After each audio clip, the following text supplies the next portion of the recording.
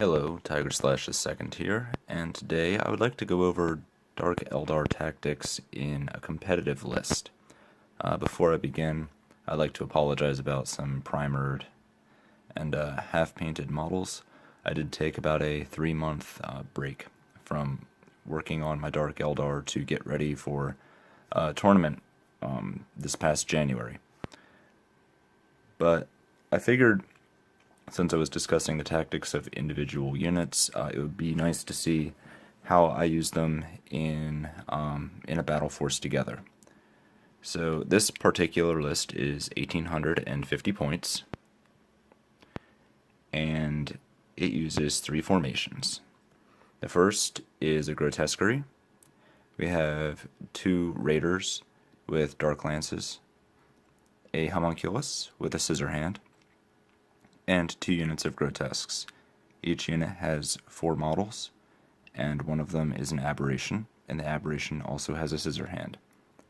We run a duplicate of that same formation, and then we have a Dark Eldar Combined Arms Detachment. We have 5 units of Warriors, each in a Venom, with 2 Splinter cannons each. I know this one's missing it, but we'll get to that one fixed later.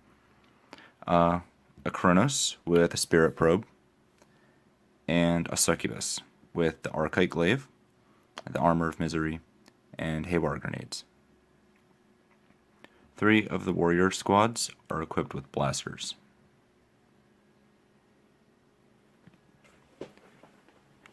And all of the raiders are equipped with dark lances, except, this one has a dark lance, I just haven't modeled it yet.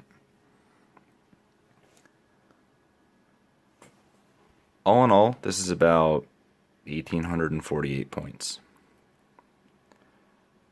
And for a Dark Eldar force, this doesn't really look like a lot of models. After all, you only have... This is most of the army right here. And this is only functionally 4 units. And this over here doesn't have a lot of stating power. It's just 5 units of dudes with 3 Dark Lance shots each, or Dark Light shots. The Succubus isn't particularly durable, and the Chronos just makes a big target for itself. So really, the meat here is these 5 Venoms. So how is this unit supposed to work on a tournament table? Well, what I like to do is I like to set up the Grotesqueries in front of the warriors, and have the Succubus in with one of these units.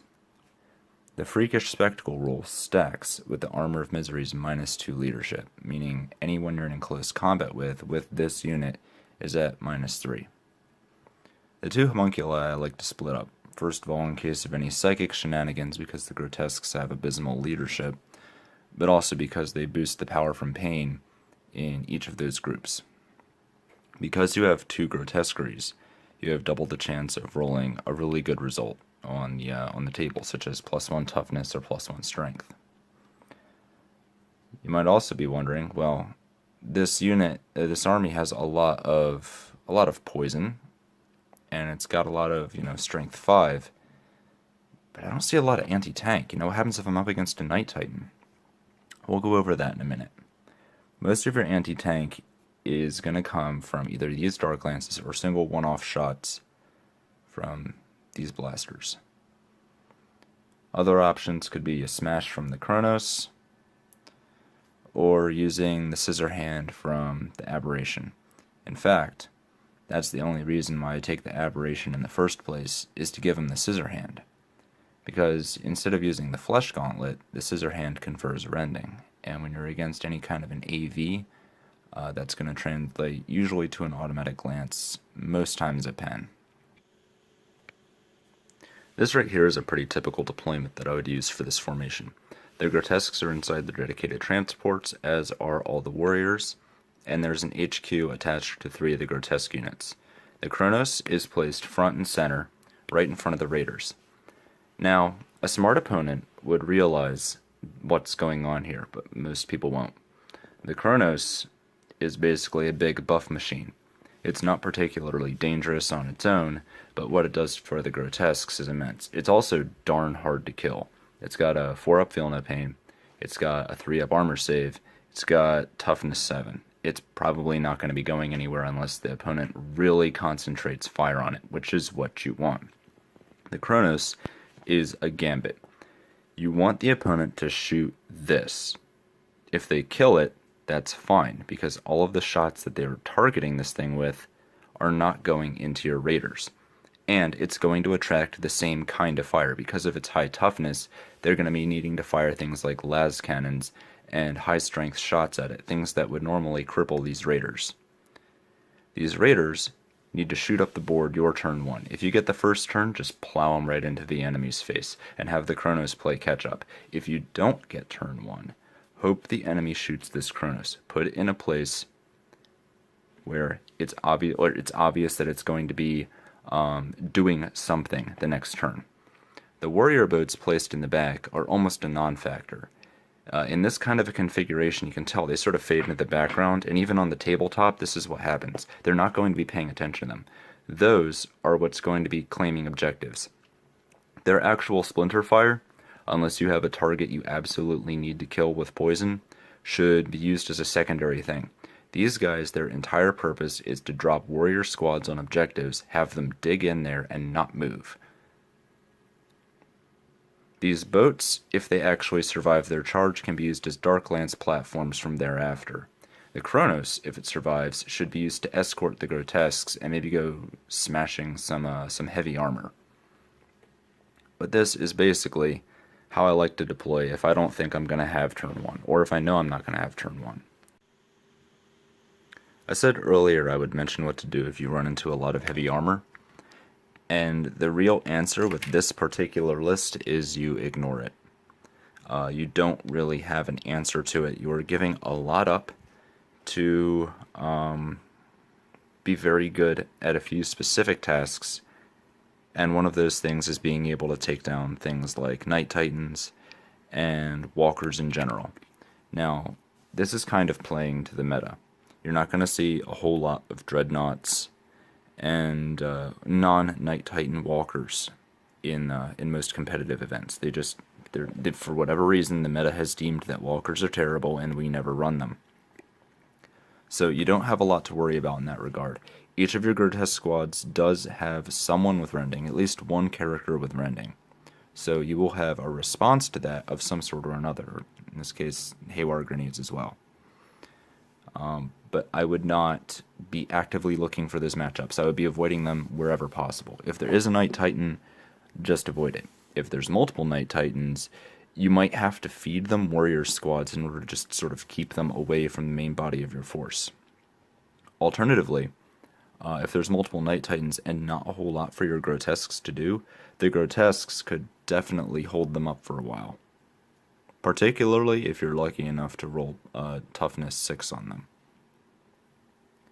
So what should you be doing with these guys? What are they good at? Well, the sheer mass of poison shooting means that most MSU armies are going to be feeling it. The Grotesques are strength 5. They have absolutely no trouble knocking through anything that's armor 11 or armor 10. So chimeras, rhinos, even drop pods, because you have one person with rending, drop pods are immobilized. All of their attacks are going to hit, so you just need to fish for 6s to get through it, which should only take a turn or 2. But with most of these guys, what you're looking to do is try to kill as many squishy units as possible. One of the lists that this is particularly a spoiler for is the MSU Demons list with the Corn Dogs and the Screamers. The Corn Dogs will lose in a fist fight to the Grotesques every time, and the sheer amount of poison you're slinging means that the Screamers, even with their jinking, will probably get wiped out a couple squads a turn at a time. If they're going to be flying over you doing their vector strike, they're probably going to be aiming for the boats, which leaves the dudes on the ground free to open fire on them.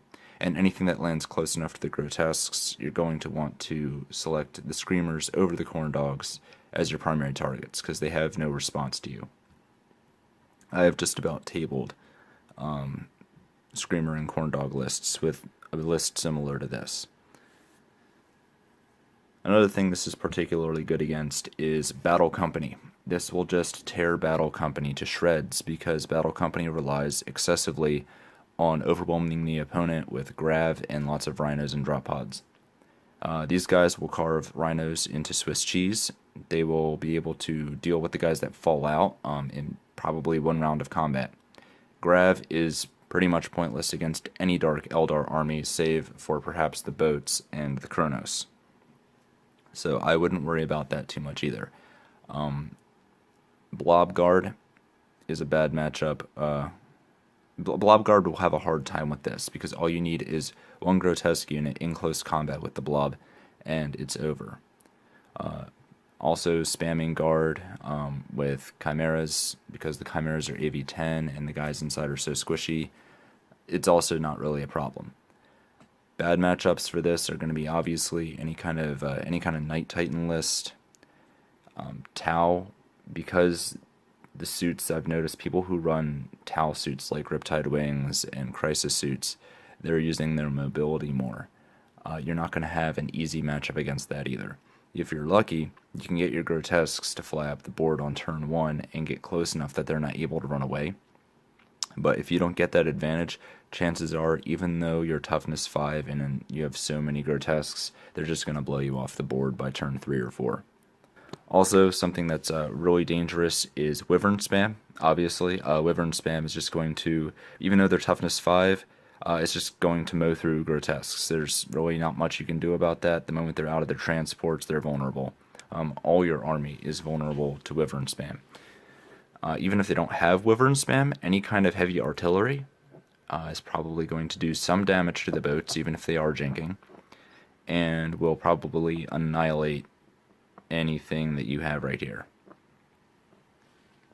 Another matchup that's sort of in the middle on this, I've actually managed to beat this once, but it's sort of a gamble, is Vrax Unending Host. The Vrax Unending Host lists have guardsmen outflanking that you kill, and have a high cover save for anyone that's behind the first rank of guardsmen.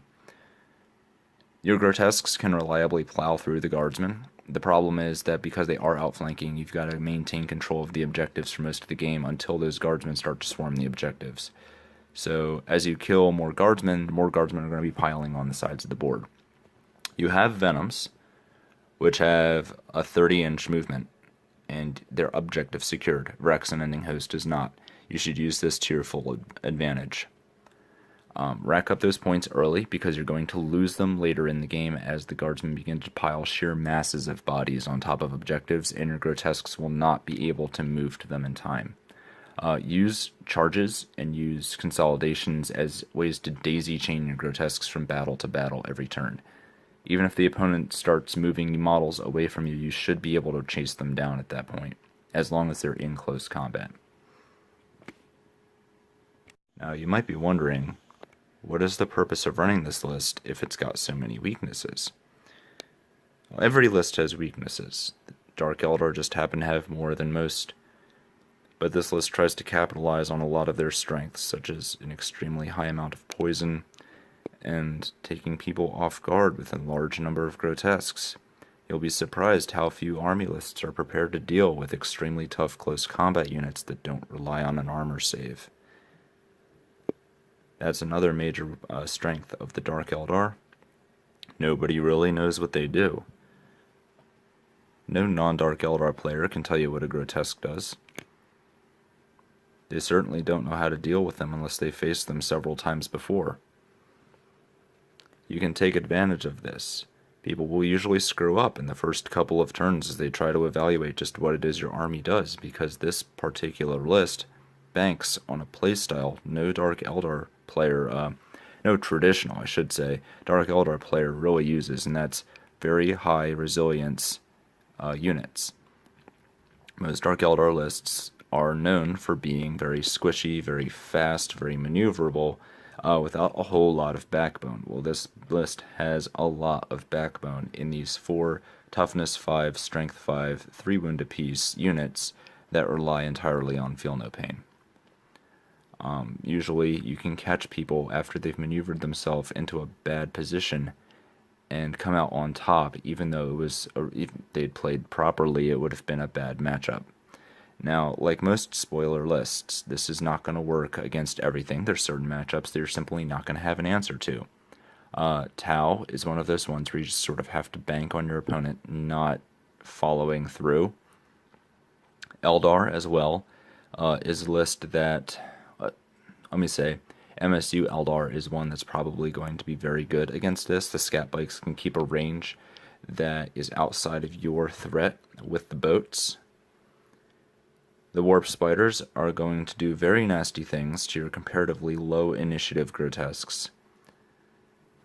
And even if you manage to catch them in close combat, the spiders all have hit and run, and there is really no reason why a scat bike should ever be close enough to be threatened by these grotesques. If your opponent's running a Seer Council, it's kind of the same deal, except without the spiders. You're going to be dealing with a large blob of Psychers that's going to be equipped with Fleshbane weapons, so your toughness is pretty much meaningless. And all of your attacks are going to be mitigated by their re-rolling 3-up save. So, Craftworld Eldar, definitely something that you're going to have to play very smart to win against with their meta lists. Now I know what you're thinking, saying that, okay, I'm going to be able to stand a chance against most lists, but Tau and Eldar, well, you know, those are in, like, a Tau and Eldar composition can make up half of any given tournament roster. And that is true. People tend to play a lot of Eldar and Tau now because they're very easy to use. It's very simple to get a lot of mileage out of simply point and shoot or point and click armies like that. What you can do, though, is you can try and take advantage of the fact that a lot of people who run these point-and-click armies don't really know how to maneuver themselves very well. That's something I've noticed. However, Tau players, in my meta at least, have gotten a lot better at that. Utilizing the suits jump packs to jump in and out of range and maneuver themselves on objectives when they need to has become something that they're practicing regularly. So don't be afraid to experiment a bit, and if this video has helped give you an idea for a list, or maybe given you some insight as to how to run Dark Eldar within ITC restrictions or Nova format, let me know.